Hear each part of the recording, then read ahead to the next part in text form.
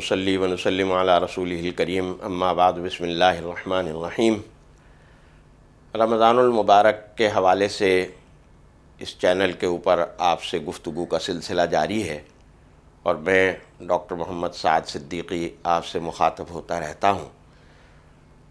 رمضان المبارک کے حوالے سے نبی کریم صلی اللہ علیہ وسلم ایک بات ارشاد فرماتے ہیں۔ آج ہم اس ارشاد گرامی کو ذرا دیکھیں گے کہ آپ نے یہ بات ارشاد فرمائی کہ جب رمضان المبارک کا مہینہ شروع ہوتا ہے تو جہنم کے دروازے بند کر دیے جاتے ہیں اور جنت کے دروازے کھول دیے جاتے ہیں۔ یہاں یہ بات ذہن میں رکھیے کہ جنت کے دروازے کھول دیے جاتے ہیں اور جہنم کے دروازے بند کر دیے جاتے ہیں، اس کا مطلب کیا ہے، اس کا مفہوم کیا ہے، یا اس کا نتیجہ اور اس کا ثمرہ کیا نکلے گا ہمارے سامنے۔ جہاں تک اس کے مطلب کا تعلق ہے، پہلے اس کا مطلب سمجھ لیجئے کہ اس کے معنی یہ ہیں کہ اصل میں جب جہنم کے دروازے کھلے ہوتے ہیں تو جہنم سے آگ کی لپٹیں اور ہوائیں اس فضا کے اندر آتی رہتی ہیں، اور وہ فضا جو ہے وہ یعنی یوں سمجھ لیجئے کہ اس کے اندر وہ چیزیں شامل ہوتی رہتی ہیں، اور جس کی وجہ سے انسان برائی کی طرف آمادہ ہوتا ہے اور برائی کی طرف جاتا ہے۔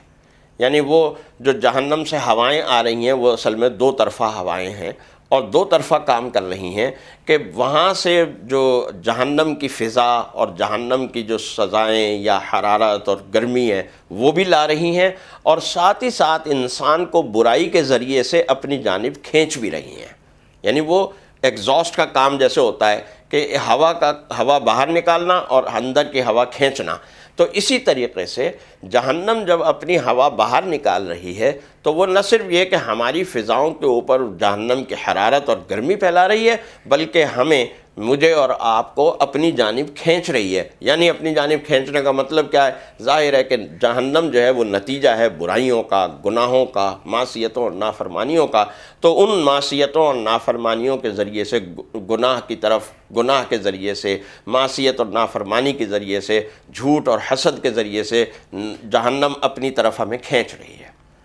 اس کے بالمقابل جنت کے دروازے جب کھلے ہیں تو جنت سے ٹھنڈی ہوائیں، رحمت کی ہوائیں جو آ رہی ہیں، اور وہ بھی اسی طرح سے انسانوں کو اپنی جانب کھینچ رہی ہیں، اور ان کے کھینچنے کا جو کام ہے وہ نیکیوں کے ذریعے سے انسانوں کو اپنی جانب متوجہ کر رہی ہیں، اپنی جانب جنت کھینچ رہی ہے اور نیکی کی طرف بلا رہی ہے، نیکی کی طرف لے کر جا رہی ہے۔ تو رمضان المبارک کا جو مہینہ ہے اس مہینے کے اندر رسول اللہ صلی اللہ علیہ وسلم فرماتے ہیں کہ جہنم کے دروازے بند ہو جاتے ہیں، یعنی فضا کے اندر جو برائی کی طرف کھینچنے والا اور برائی کا ایک کشش ہے، وہ برائی کی کشش جو ہے وہ کم ہو جاتی ہے، اور اچھائی کی اور نیکی کی کشش جو ہے وہ بڑھ جاتی ہے، اور انسان جنت کی طرف زیادہ راغب ہوتا ہے، جنت کی طرف زیادہ قریب ہو جاتا ہے۔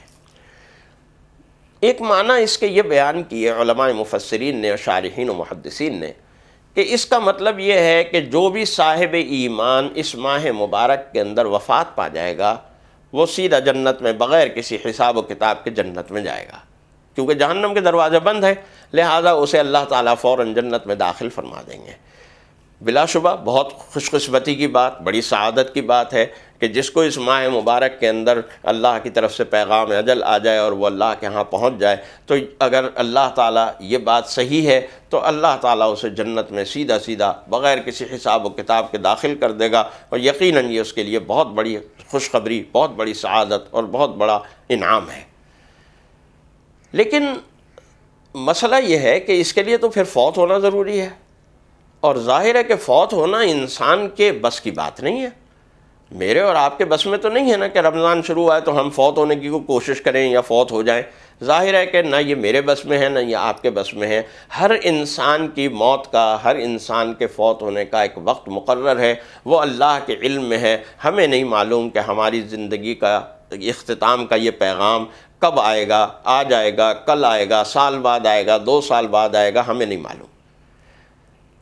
لہٰذا ہمیں بھی تو کوئی اس فضیلت سے اور اس بات سے کہ جو رسول اللہ صلی اللہ علیہ وسلم رمضان المبارک کی ایک خاص خصوصیت بیان فرما رہے ہیں کہ جہنم کے دروازے بند اور جنت کے دروازے کھل جائیں گے، ہمیں بھی تو کوئی اس سے فائدہ ہونا چاہیے۔ یعنی جب ہم زندہ ہیں اور زندہ رہتے ہیں، سارا رمضان المبارک زندہ رہتے ہیں، تو ہمیں بھی تو کچھ فائدہ ہونا چاہیے۔ تو ہمارے لیے وہی فائدہ ہے جو میں نے عرض کیا کہ جہنم کے دروازے کھلے ہونے کے معنی یہ ہے کہ جہنم کی طرف لوگوں کی کشش بڑھ رہی ہے، لوگ جہنم کی طرف کھنچ رہے ہیں، اور جنت کے دروازے کھلے ہونے کے معنی یہ ہے کہ لوگ جنت کی طرف کھنچ رہے ہیں۔ اس مہینے کے اندر لوگ برائیاں کم کر دیں گے، اور یہ بات آپ محسوس کرتے ہیں کہ دیکھیے رمضان المبارک شروع ہوتا ہے تو رمضان المبارک شروع ہوتے ہی مساجد کے اندر نمازیوں کا ہجوم بڑھ جاتا ہے، نمازیوں کی تعداد بڑھ جاتی ہے۔ آپ دیکھیں گے کہ لوگ جو ہیں وہ برائیوں پہ کم آتے ہیں، اگرچہ ہمارے تاجر تو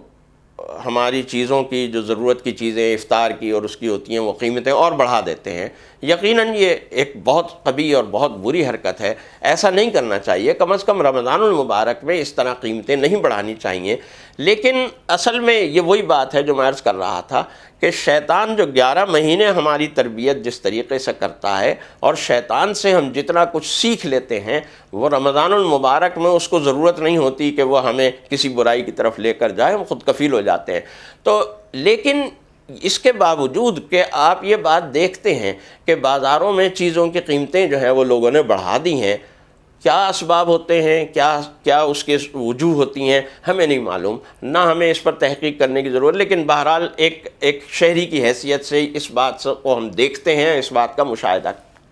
کرتے ہیں۔ لیکن یہ مشاہدہ بھی تو کرتے ہیں کہ رمضان المبارک میں مساجد میں لوگوں کی تعداد بڑھ جاتی ہے۔ وہ مساجد کے جو عام طور پر جہاں رمضان المبارک سے پہلے ہر نماز کے اندر 1.5-2 صف ہوتی تھی، اب رمضان المبارک میں 7-8 صفیں کم از کم ہوتی ہیں۔ یہ شوق اور یہ رغبت کیسے پیدا ہوئی؟ یہ شوق اور رغبت اسی وجہ سے پیدا ہوئی کہ شیطان بند ہو گیا۔ رسول اللہ صلی اللہ علیہ وسلم فرماتے ہیں جہنم کے دروازے بند ہو گئے، لہذا جہنم سے ایسی فضائیں آ رہی تھیں جو انسان کو برائی کی طرف لے جا رہی تھیں، بند ہو گئیں، انسان برائیوں سے بھی بچ گیا، اور جنت سے رحمت کی ہوائیں آنے لگیں۔ ان ہواؤں نے انسان کو جنت کی طرف کھینچنا شروع کر دیا، جس کی وجہ سے انسان نیکیاں زیادہ کرنے لگے۔